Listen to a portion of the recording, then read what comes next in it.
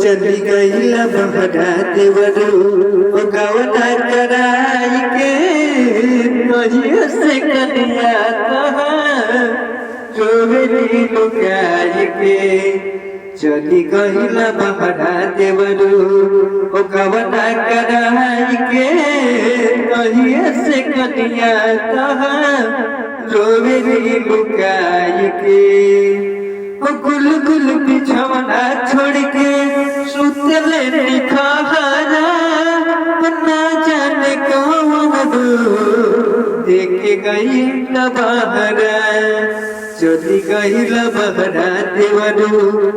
हो चली गई बहरा देवरू ओ गवना कराई के तहिए से कनिया कहाँ रोवे लुकाई के कि होले में दर्द काहे दर्द के जातिया घर फिर अकेला काहे छोड़ के गइला बाहरा आवो ये विशाल चली